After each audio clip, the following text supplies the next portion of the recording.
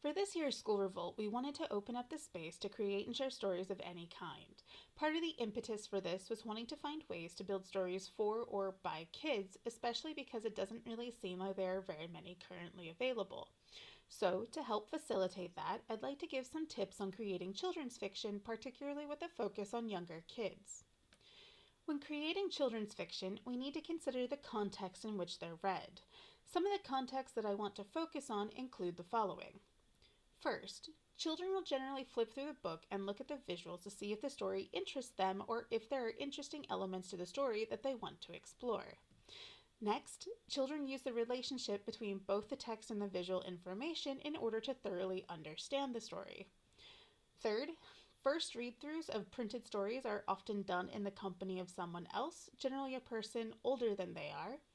And finally, children revisit the same stories over and over as they grow, and they often have new takeaways every time. Since this media is for children, there is a tendency of adults to use overly simplistic language. This doesn't have to be the case, and this is mostly because children are reading something both visually and collectively. It's best if the language is somewhat basic and clear, but it doesn't always need to be hyper simplified. This also gives a good space to discuss vocabulary when the books are being read with someone else.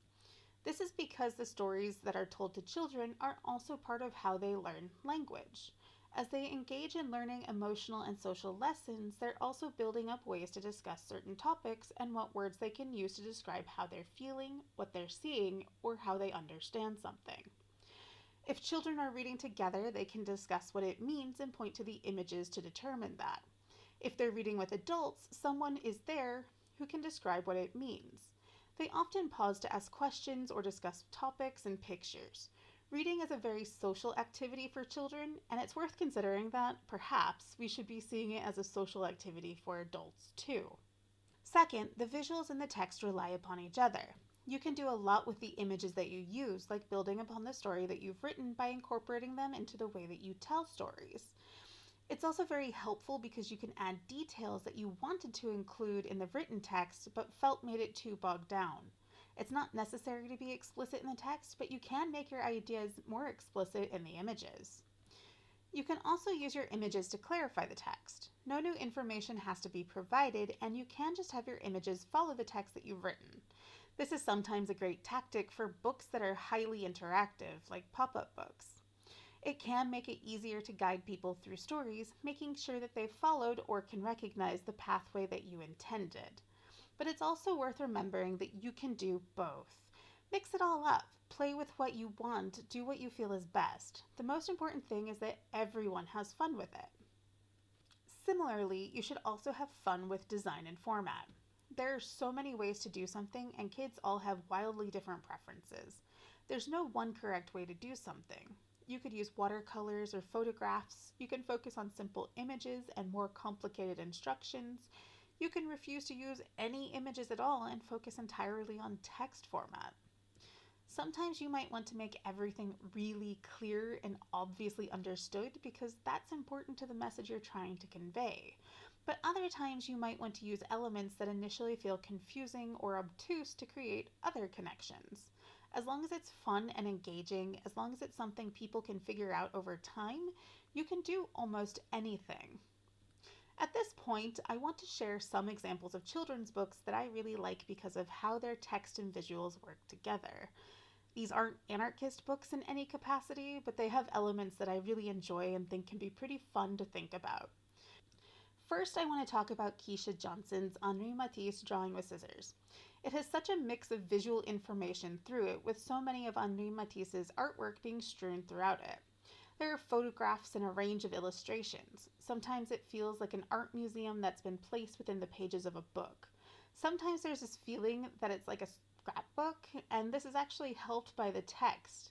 It mixes images into it, as seen on the page on the screen, but it also just feels like parts of it could be diary entries.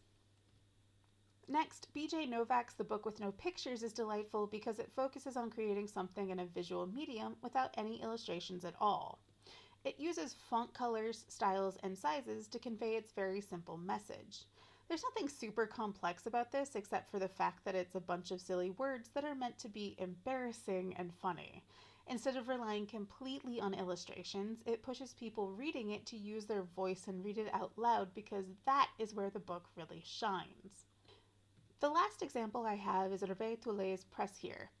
It's a completely interactive book of instructions, though it doesn't necessarily feel that way because the point is for it to be a game. It uses a lot of basic colors to act as buttons and switches within the confines of the story, prompting children to play with the book as they read it. Something like this definitely creates a space where people would get more entertainment out of reading it together. There are a lot more examples of interesting concepts in children's books, but these were just a few that I remembered really having fun with when reading with kids. The last tip, as I've repeatedly said throughout this, is that children's stories are meant to be shared experiences. They're meant to be communal, to give children opportunities to learn from, with, and about their communities. They're meant to be spaces for everyone to explore different concepts by prompting children to ask questions, even if those questions aren't comfortable for adults. The point is to discuss and communicate about what's being seen and interacted with, and what's being learned from it, rather than just simply making something for children. This is why there are occasionally references to things adults will understand but will go over the heads of children, and they're often so skillfully added that it doesn't disrupt the experience for anyone. You could have a tiny alien constantly appearing in every panel of a picture book about David Bowie, jokes at the expense of politicians hidden in the background of an image. These things help build amusement for adults to help keep them engaged too. But the point is that we want to share these experiences. Not only does this help a child learn about their community, but it builds and maintains relationships with the people around them. Reading together, regardless of age, does that brilliantly. You can stop and discuss sharing perspectives and connections, frustrations, anything. It creates a space to talk openly, to ask questions, and to learn from more than the text. We can learn from each other. Overall, we hope that everyone just has fun with whatever they're doing. Do what feels right, do what you enjoy, play around with whatever you can. Nothing will ever be perfect, but it's always worth trying to create something fun and interesting. We can't wait to see what you create.